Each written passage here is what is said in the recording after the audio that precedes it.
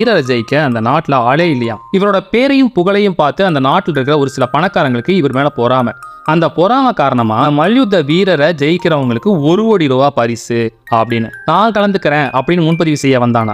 அப்ப எல்லாரும் அவர் கூட போட்டி போட்டா நீ தோத்துருவ, ஜெயிக்க மாட்ட அப்படின்னு சொன்னப்ப இல்ல நான் ஜெயிச்சிருவேன் அப்படின்னு சொல்லிட்டு தன்னோட நண்பர்களை கூப்பிட்டு அந்த இளைஞர் ஒரு திட்டம் போட்டானா. அந்த திட்டப்படி அடுத்த நாள் காலையில அந்த வீரரோட வீட்டுக்கு இந்த இளைஞரோட நண்பர்கள் 2 பேர் போய் பொக்கை கொடுத்து கை கொடுக்குறப்ப, ஐயா உங்க புடியில பழைய ஸ்ட்ராங் இல்லையே, எதுவும் உடம்பு சரியில்லையா, சரி வயசானா அப்படிதான் இருக்கும் போல அப்படின்னு சொல்லிட்டு போயிட்டாங்களாம். அடுத்த நாள் காலையில ஜாக்கிங் போறப்ப இந்த இளைஞரோட நண்பர்கள் 2 பேரு எதிரில் வந்து உங்க ஜாக்கிங்ல பழைய பவரும் அந்த பழைய ஸ்பீடும் இல்லையே, எதுவும் உடம்பு சரியில்லையா அப்படின்னு கேட்டு போயிட்டாங்களாம்.